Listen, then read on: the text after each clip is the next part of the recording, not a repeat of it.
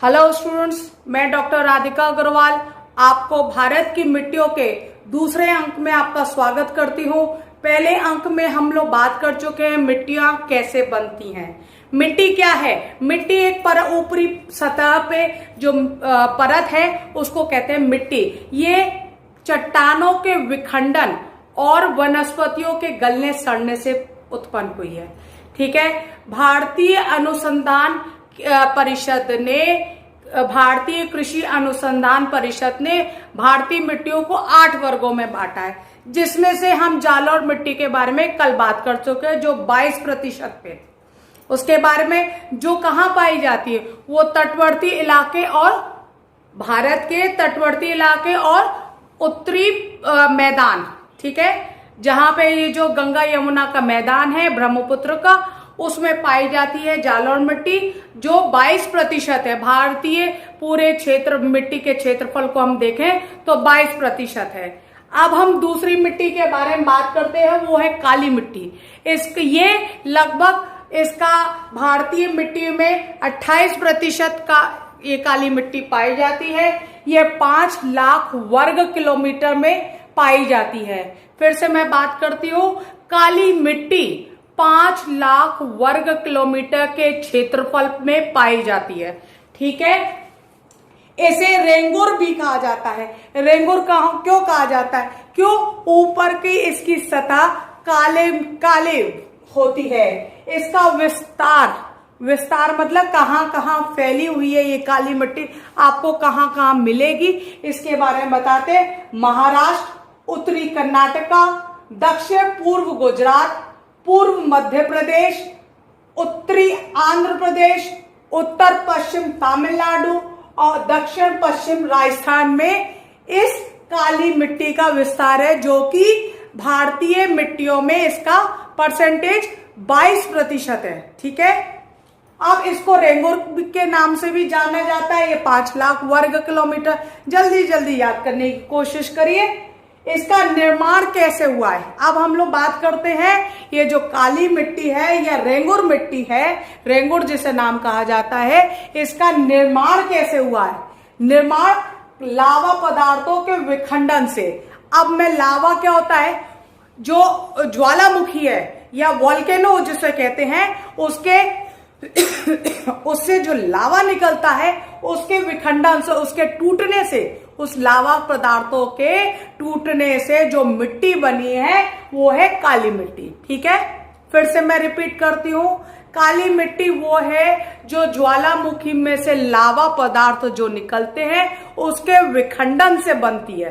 ठीक है। उसके टूटने से बनती है। ये 5 लाख वर्ग किलोमीटर में होगे। इसको रेंगुर भी कहा जाता है। या इसका विस्तार जहां जहां पाया जाता है वो हो गया महाराष्ट्र, उत्तरी कर्नाटक, दक्षिण पूर्व गुजरात, पूर्व मध्य प्रदेश, उत्तरी आंध्र प्रदेश, उत्तर पश्चिम तमिलनाडु और दक्षिण पूर्व राजस्थान। अब हम आगे बढ़ते हैं। ये मिट्टी, ये जो काली मिट्टी है, काफी उपजाऊ है। अब पहली बात मैं फिर से आपको ये बताना चाहूं, जब ये इसका पहले निर्माण कैसे हुआ? निर्माण हम लोग अभी बात कर रहे थे ना, लावा से हुआ है। ज्वालामुखी में से जो लावा पदार्थ निकल रहे हैं उसके टूटने, उसके विखंडन से हुआ है।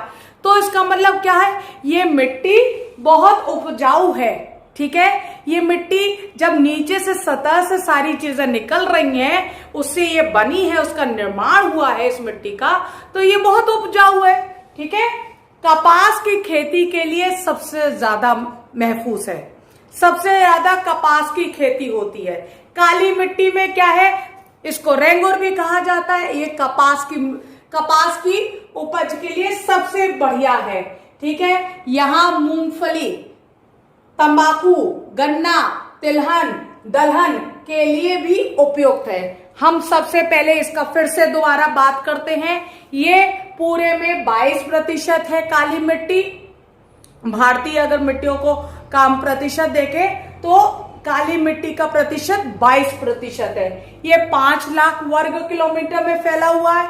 ये रेंगुर के नाम से कहा जाता है। इसका विस्तार हमने बात कर चुके।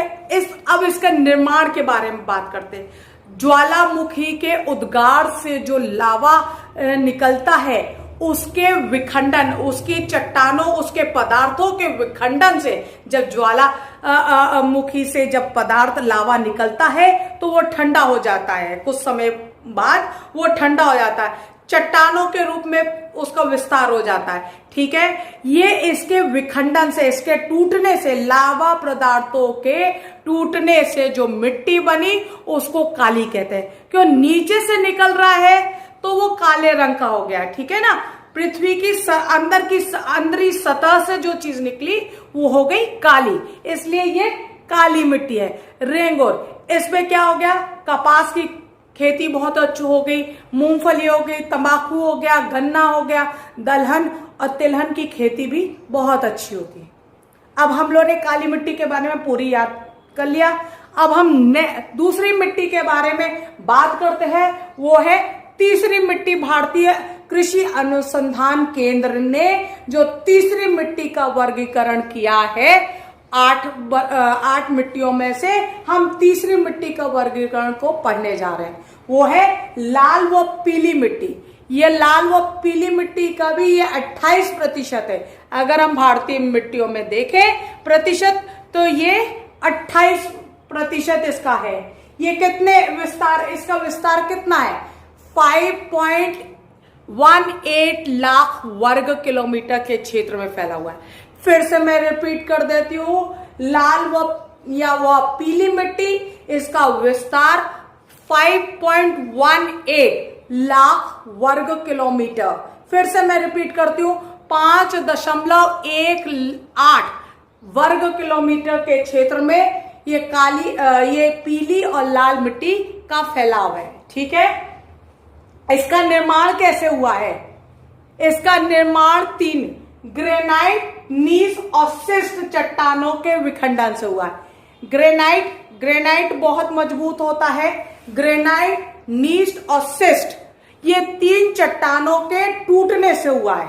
ठीक है, फिर से मैं बता देती हूं, ये 5.18 लाख वर्ग किलोमीटर में फैली हुई है लाल और पीली मिट्टी। ये इसका प्रतिशत है 28%। भारतीय अगर मिट्टियों को देखें तो इसका हो गया 28%। इसका निर्माण हुआ है ग्रेनाइट, नीस और शिस्ट चट्टानों के टूटने से या विखंडन से। ठीक है, जब ग्रेनाइट, नीस और शिस्ट चट्टानों के विखंडन से हुआ है तो इसमें लोहे के ऑक्साइड के कारण इसका जो सतह पे जो रंग है वो लाल रंग दिखता है।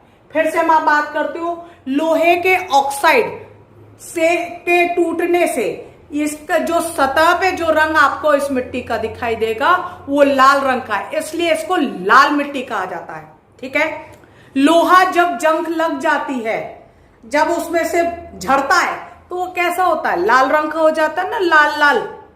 ठीक है ना, तो इसलिए जो मिट्टी हुई है वो लाल रंग की है। ठीक है, वो किसके टूटने से हुए? ग्रेनाइट, नीस और शिस्ट चट्टानों के टूटने से जो चट्टान बनी है उसको कहते हैं लाल मिट्टी। ये लोहे के ऑक्साइड के कारण इसका रंग लाल है। विस्तार आपको कहां कहां ये लाल मिट्टी पाई जाएगी वो बताते हैं। झारखंड के संथाल परगना में, ठीक है, छोटा नागपुर का पठार, पश्चिम बंगाल का पठार हो गया, तमिलनाडु, कर्नाटक, दक्षिण पूर्व महाराष्ट्र, मध्य प्रदेश आदि स्थानों में पाई जाती है। मैं फिर से इसका विस्तार कहां कहां है इस लाल मिट्टी का उसके बारे में आपको बता देती हूँ। इसका विस्तार हो गया झारखंड के संथाल परगना, छोटा नागपुर पठार, ठीक है, पश्चिम बंगाल का पठार, तमिलनाडु, कर्नाटक, दक्षिण पूर्व महाराष्ट्र, मध्य प्रदेश, इन जगहों पे ये लाल व पीली मिट्टी पाई जाती है। ठीक है, इसमें उपज क्या क्या चीज होती है? मोटे अनाज, ठीक है, इसमें क्या क्या चीज उपजेगी? वो हो गए मोटे अनाज, दलहन, तिलहन। मिट्टी की सतह, हम बात कर रहे थे, मिट्टी की सतह लोहे के ऑक्साइड की वजह से लाल रंग की है। ठीक है, अब जैसे जैसे हम नीचे इस मिट्टी को खोदेंगे तो यह पीले रंग की हमें मिलेगी। क्यों? ऊपर की सतह पे लोहे के ऑक्साइड मिलते हैं, इसलिए इसका रंग लाल होता है। और जैसे जैसे हम ऊपरी सतह से नीचे की तरफ चलते हैं वैसे वैसे मिट्टी का रंग पीला हो जाता है। ठीक है, अब हमने 3 मिट्टियों के बारे में बात कर ली। वो हो गया जालौर मिट्टी, दूसरा हो गया काली मिट्टी, तीसरी होगी लाल पीली मिट्टी। ठीक है, अब आपको, मुझे उम्मीद है ये समझ आ गया होगा। मैं साइड हो जाती हूँ, आप स्क्रीनशॉट ले लें। और फिर भी आपको कहीं कोई चीज नहीं समझ में आए तो प्लीज आप कमेंट बॉक्स में जाके मुझसे क्वेश्चन पूछ सकते हैं, मैं उसका आपके प्रश्नों का उत्तर दूंगी।